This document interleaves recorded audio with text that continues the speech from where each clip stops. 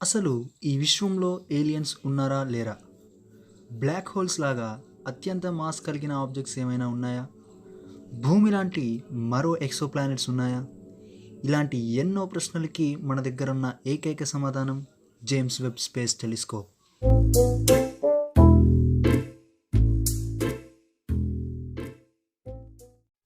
దీనికంటే ముందు కొద్దిగా మనం హబుల్ స్పేస్ టెలిస్కోప్ గురించి తెలుసుకోవాలి.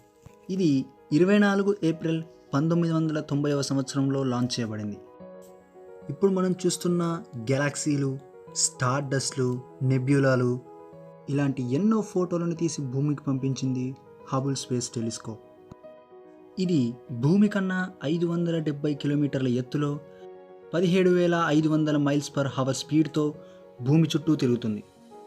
హబుల్ లాంచ్ అయిన తర్వాత జేడబ్ల్యూఎస్టీ ప్లాన్ 1996లో మొదలైంది. ఒక్కొక్క పరికరానికి ఒక్కొక్క దేశం సహాయం చేసింది. ఇందులో నాసా, యూరోపియన్ స్పేస్ ఏజెన్సీ మరియు కెనడియన్ స్పేస్ ఏజెన్సీ కలిసి పనిచేశాయి. ప్రాజెక్ట్ మొదలైనప్పటి నుంచి 2002 వరకు దీని పేరు నెక్స్ట్ జనరేషన్ స్పేస్ టెలిస్కోప్గా ఉండేది. జేమ్స్ ఎడ్విన్ వెబ్ అనే శాస్త్రవేత్త 1961 నుంచి 1968 వరకు నాసా రెండవ అధ్యక్షుడిగా బాధ్యతలు వహించారు. తరువాత ఆయన పేరుతో 2002లో జేమ్స్ వెబ్ స్పేస్ టెలిస్కోప్గా మార్చారు. లైట్ని స్పెక్ట్రమ్ అనే స్కేల్తో కొలుస్తారు. ఇప్పుడు మనం స్పెక్ట్రమ్ గురించి తెలుసుకుందాం. 0 నానోమీటర్ల నుంచి 400 నానోమీటర్ల వరకు అత్యంత భయంకరమైన గామా రేస్, ఎక్స్రేస్, అల్ట్రావైలెంట్ రేస్ ఇందులో ఉంటాయి. 400 నానోమీటర్ల నుంచి 800 నానోమీటర్ల వరకు విజిబుల్ లైట్ అంటారు. మనిషి కన్ను ఈ లైట్ని మాత్రమే గ్రహించగలదు. 800 నానోమీటర్ల తర్వాత ఉండే లైట్ని నియర్ ఇన్ఫ్రారెడ్ లైట్ మరియు మిడ్ ఇన్ఫ్రారెడ్ లైట్ అని పిలుస్తారు. ఒక మైక్రాన్కి 1000 నానోమీటర్లు.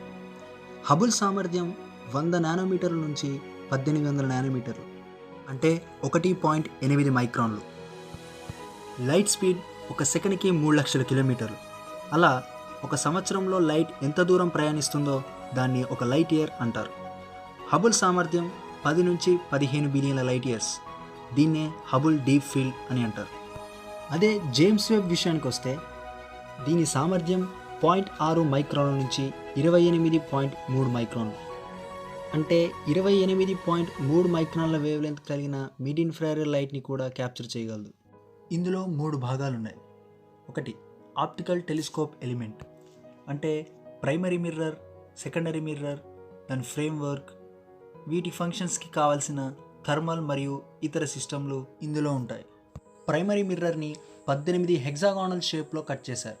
ఎందుకంటే దీన్ని పంపాలనుకునే ఏరియన్ 5 రాకెట్ కన్నా మనం తయారు చేసిన ప్రైమరీ మిర్రర్ సైజ్ పెద్దది కనుక. ఆ ప్రతి మిర్రర్కి గోల్డెన్ కోటింగ్ వేశారు, ఎందుకంటే అది ఇన్ఫ్రారెడ్ లైట్ని ఎక్కువగా రిఫ్లెక్ట్ చేస్తుంది. ఆ 18 మిర్రర్స్ మొత్తం డిప్లాయ్ అయ్యాక కాన్కేవ్ షేప్లోకి వస్తుంది. దానికి ఎదురుగా లైట్ ఫోకస్ అయ్యే పొజిషన్లో ఉంటుంది సెకండరీ మిర్రర్. ఇది 3 స్టాండ్లు కలిగిన ఒక ఫ్రేమ్వర్క్ ద్వారా హోల్డ్ చేయబడుతుంది. హబుల్ లాంచ్ చేసిన తర్వాత దాని ప్రైమరీ మిర్రర్లో వెంట్రుకంత మందం యాంగిల్ తేడా రావడంతో ఫొటోస్ మొత్తం బ్లర్లో వచ్చాయి. ఇప్పుడు మనం ఆపరేట్ చేయబోయేది 18 అద్దాలను కాబట్టి అవి స్పేస్లోకి వెళ్ళాక వాటన్నిటిని సరైన ప్రదేశంలో అమర్చడానికి 126 చిన్న చిన్న మోటార్లు ఉపయోగపడతాయి. అంతరిక్షంలో టెలిస్కోప్ యొక్క పర్యావరణ అవాంతరాలు లేకపోవడం వల్ల ఇది సాధ్యమవుతుంది. స్పేస్ క్రాఫ్ట్ ఎలిమెంట్, దీంట్లో స్పేస్ క్రాఫ్ట్ బస్ మరియు సోలార్ షీల్డ్ ఉంటాయి. సన్ షీల్డ్ కింది భాగంలో 5 లేయర్స్గా ఉంటుంది. సూర్యుడి కాంతి కానీ, భూమి కాంతి కానీ, చంద్రుడి కాంతిని కానీ టెలిస్కోప్ మీద పడకుండా తక్కువ టెంపరేచర్లో ఉండేలా ఈ భాగం మొత్తం సూర్యుడి వైపుకు తిరిగి ఉంటుంది. దీన్ని కెప్టాన్ అనే పదార్థంతో తయారు చేశారు. 2 వైపులా అల్యూమినియంతో కోట్ చేశారు. సూర్యుడి వైపుకున్న 2 లేయర్స్ని మాత్రం సిలికాన్తో కోట్ చేశారు. ఇవి సూర్యుడి నుండి వచ్చే వేడిని మరియు లైట్ని మళ్ళీ స్పేస్లోకి రిఫ్లెక్ట్ చేస్తుంది. దీన్ని ఏరియన్ 5 రాకెట్లో పట్టడం కోసం 12 సార్లు ఫోల్డ్ చేశారు. మూడవది ఇంటిగ్రేటెడ్ సైన్స్ ఇన్స్ట్రుమెంట్ మాడ్యూల్. ఇది జేడబ్ల్యూఎస్టీకి గుండె లాంటిది. మెయిన్ మిర్రర్ నుంచి లైట్ని తీసుకొని దాన్ని సైన్స్ డేటాగా కన్వర్ట్ చేసి భూమికి పంపిస్తుంది. దీనిలో 4 భాగాలు ఉన్నాయి: near infrared camera, near infrared spectrograph, mid infrared instrument, fine guidance sensor మరియు near infrared imager and slitless spectrograph. Near infrared camera 0.6 micron నుండి 2.3 మైక్రాన్ వరకు షార్ట్ వేవ్ లెంత్ బ్యాండ్ అని, 2.3 మైక్రాన్ నుంచి 5 మైక్రాన్ వరకు లాంగ్ వేవ్ లెంత్ బ్యాండ్ అని పిలుస్తారు. ఇది ఇతర నక్షత్రాల దగ్గరున్న ఎక్సో ప్లానెట్లపై డేటాను సేకరించడానికి సహాయపడుతుంది. ఇందులో కరోనోగ్రాఫ్స్ కూడా ఉన్నాయి. నియర్ ఇన్ఫ్రారెడ్ స్పెక్ట్రోగ్రాఫ్, దీన్ని యూరోపియన్ స్పేస్ ఏజెన్సీ వారు తయారు చేశారు. 0.6 మైక్రాన్ నుంచి 5 మైక్రాన్ రేంజ్లో ఉండే 100కు పైగా ఆబ్జెక్ట్స్ యొక్క స్పెక్ట్రాని ఒకేసారి మల్టీ ఆబ్జెక్ట్ స్పెక్ట్రోస్కోపీ మోడ్లో చూడగలదు. ఫైన్ గైడెన్స్ సెన్సార్ మరియు near infrared imager and slitless spectrograph, దీన్ని లైన్ ఆఫ్ వ్యూను స్థిరీకరించడానికి ఉపయోగిస్తారు. సైన్స్ పరిశీలన సమయంలో అబ్జర్వేటరీ అంతరిక్ష నౌక యొక్క మొత్తం ధోరణిని నియంత్రించడానికి మరియు ఇమేజింగ్ స్థిరీకరణ కోసం చక్కటి స్టీరింగ్ అద్దం నడపడానికి FGS యొక్క కొలతలు రెండింటినీ ఉపయోగిస్తారు. 0.8 నుండి 5 మైక్రోమీటర్లలో ఖగోళ ఇమేజింగ్ మరియు స్పెక్ట్రోస్కోపీ కోసం నియర్ ఇన్ఫ్రారెడ్ ఇమేజర్ మరియు స్లిట్లెస్ స్పెక్ట్రోగ్రాఫ్ మాడ్యూల్ను అందిస్తుంది. NIRISS భౌతికంగా FGSతో కలిసి ఉన్నందున వాటిని తరచుగా ఒకే యూనిట్ అని పిలుస్తారు, కానీ అవి పూర్తిగా భిన్నమైన ప్రయోజనాలకు ఉపయోగపడతాయి.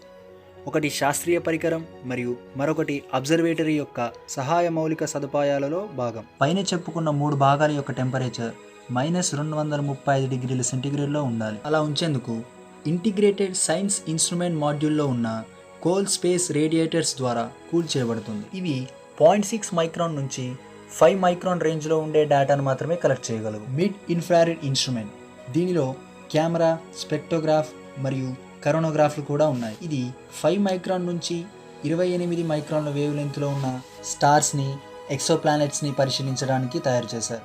ఏరియన్ 5 రాకెట్ లాంచ్ అయ్యాక లాగ్రేంజ్ పాయింట్ వైపుకి దూసుకెళ్తుంది.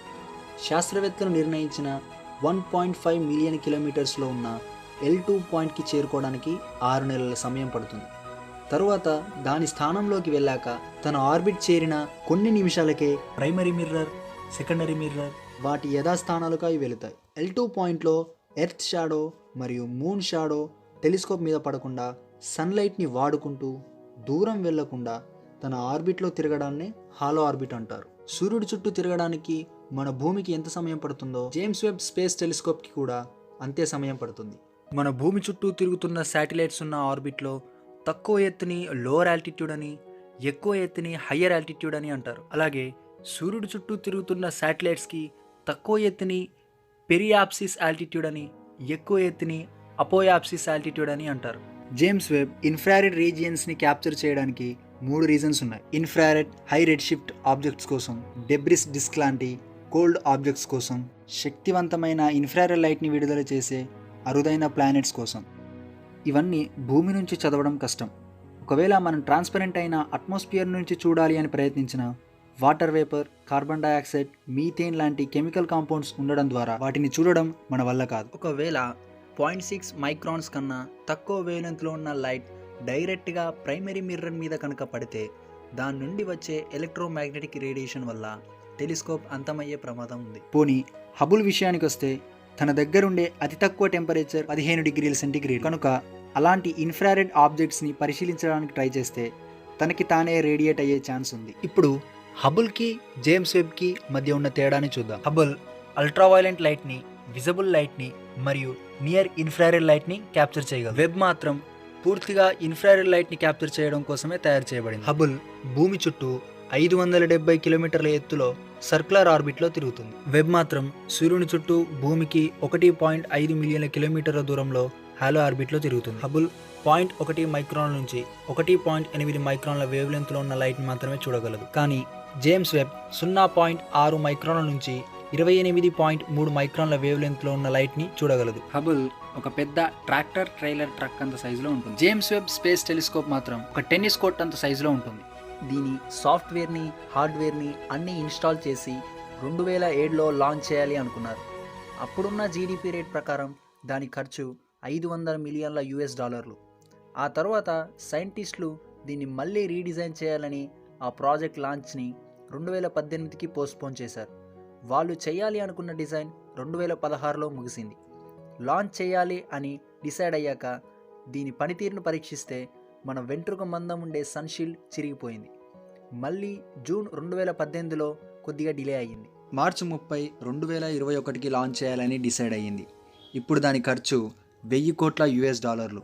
జేమ్స్ వెబ్ స్పేస్ టెలిస్కోప్ యొక్క 4 గోల్స్ ఏమిటంటే, బిగ్ బ్యాంగ్ తర్వాత ఫామ్ అయిన మొదటి గెలాక్సీలు ఎలా ఉంటాయి, గెలాక్సీలు ఎలా రూపాంతరం చెందాయి, అలాగే అందులో స్టార్స్ మరియు ప్లానెటరీ సిస్టమ్స్ ఎలా ఫామ్ అయ్యాయి, తర్వాత గుర్తించిన ప్లానెటరీ సిస్టమ్స్లో జీవం ఎలా మొదలైందో తెలుసుకోవడం కోసం ఈ ప్రాజెక్ట్.